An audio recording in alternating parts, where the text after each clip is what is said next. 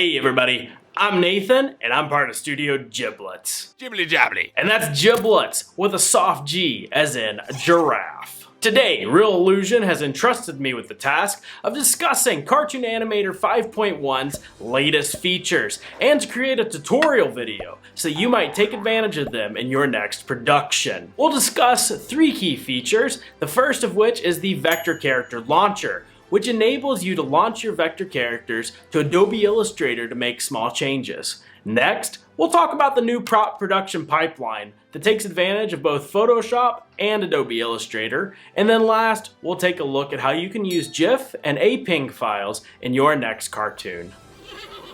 Let's begin with the new vector launcher.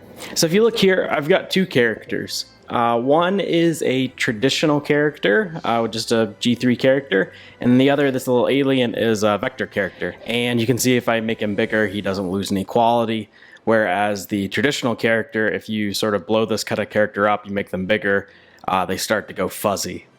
Now, just a point of review. You can take a traditional character into the character editor and then launch them to Photoshop to make any changes that you want. So for example, I will launch Jones here to Photoshop. Okay, so when I'm looking at Jones in Photoshop here, I look at him and I think something's not quite right. And I look at that pocket and I don't like the way that pocket in his jacket looks. So what I'm gonna do is I am going to make a change here in Photoshop. After I finish coloring, I go back to the top, I save, and then when I exit out of Photoshop, it will automatically update in Cartoon Animator 5. In the past, you were only able to do this with these traditional characters. You couldn't do these with the new SVG characters. But now you can. To make a change to an SVG character, you're going to want to follow the same process. You're going to take your character to the character composer, and then from there, you'll notice below the Photoshop icon is an SVG editor icon, and you can click this to export your character to Adobe Illustrator. At the moment, the only SVG editor that's supported is Illustrator, but in the future that might change. Once your character is in Adobe Illustrator, you can make any changes just like you would in Photoshop, and then after you finish making your edits, you'll click save, exit, and then it will automatically update in Cartoon Animator 5. It's a really handy tool if you want to make better use of SVG characters. So now it's time for some real fun. I made this little short about a toaster, and I want to see if I can use Cartoon Animator 5.1's latest features to elevate the quality of this goofy little short using the new prop pipeline and the new pipeline for GIFs and APing files. Let's take a look at the new and improved prop pipeline. So for this little toaster short, I want to add some fire. I think that can really make the background kind of come alive. So I've got this series of sprites to emulate a flame. And now in the past, in the earlier versions of Cartoon Animator, to make a prop like this, to make fire or to make water, you'd have to bring your sprites into Cartoon Animator one by one manually. Now, however, you can bring them in all at once in a Photoshop document just like this. Now, to be able to bring them in all at once, you have to format them in the correct way. So the way you do this is you have a folder called Sequence. That's the main folder. And then inside of that folder called Sequence, you have the name of your prop action. So for example, I have here Flame. And when I bring this into Cartoon Animator 5.1 in just a minute, it will automatically bring in all of these sprites. Now, you can have multiple animations in the same sprite. So for example, here, I've also got a blue flame, and I'm going to make this an animated option for this new prop. So to do that, to have multiple animations in one prop, you just create another folder with the name of the action. So for example, I have flame and blue flame.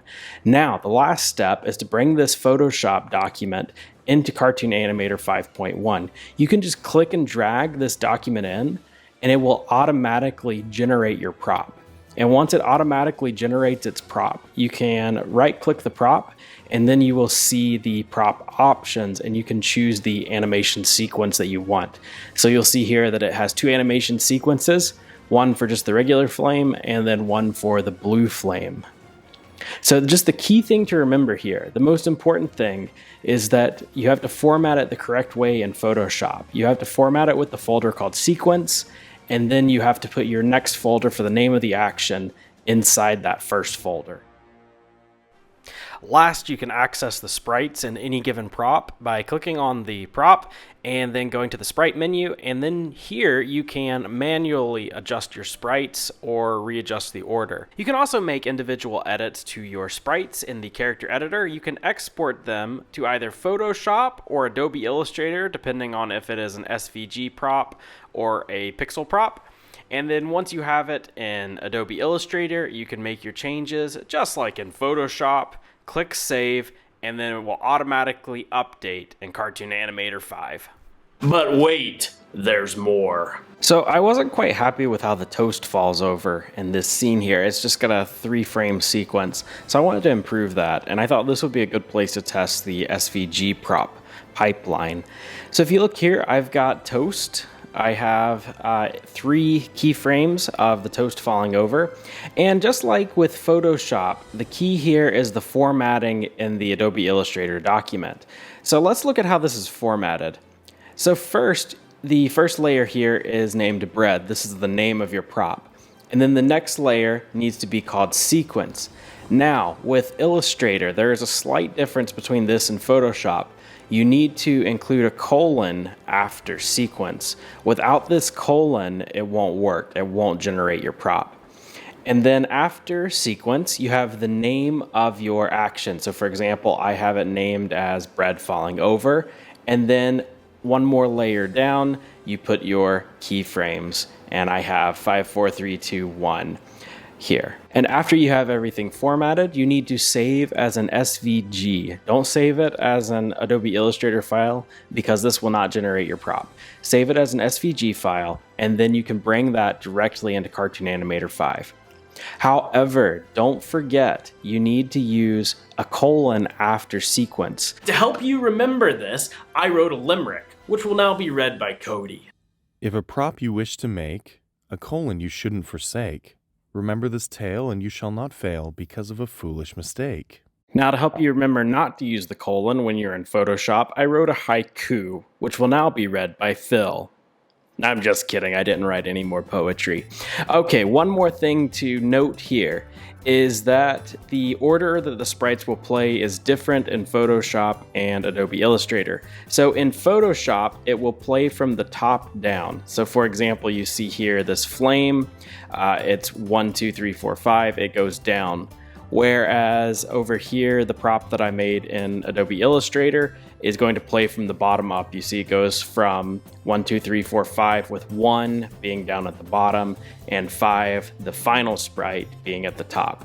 So just remember with Photoshop, your sprites will play from the top down. In Illustrator, they'll play from the bottom up. And here's one last way to take advantage of this new prop production pipeline. You can use this to create characters that have shaky line art. So for example, this ball here that I have in Illustrator, you can adjust the type of line and the line density to sort of create that hand-drawn look.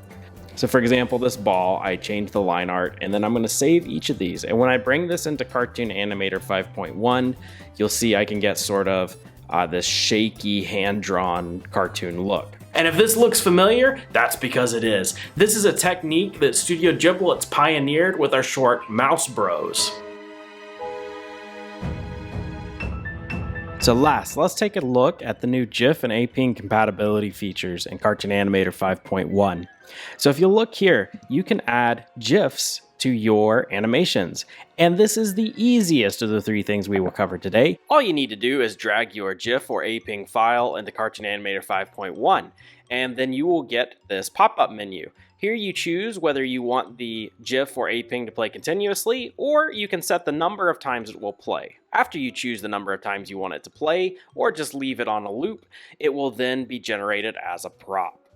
So I thought the best way to make use of these GIFs would be to add a cue. So what I want to do is draw the viewer's eyes to the top right-hand corner of this frame right before Floppy pops out from behind the temple. Adding GIF and aping files to your animation is a cheap way to raise the production value because you can get GIFs for free. Your mom has probably sent you several. Now you'll find GIF and aping files all across the internet, but all the ones that are featured in this video come from Avato, but some other great resources would be something like Jiffy. Next, what's really cool about these is the GIFs that I'm using in this video, the butterflies, were not originally GIFs. These were actually video files that I converted into GIFs for the purpose of this instructional video. So before I unveil our final animation here, I just want to point out a couple of cool things about Floppy. You'll notice that he has multiple sprites, and this is what enables him to make this really cool turn. So this is a really cool technique that I've been working on to be able to give puppet animation a true 360-degree turn. So without further ado, I present Floppy's obstacle course.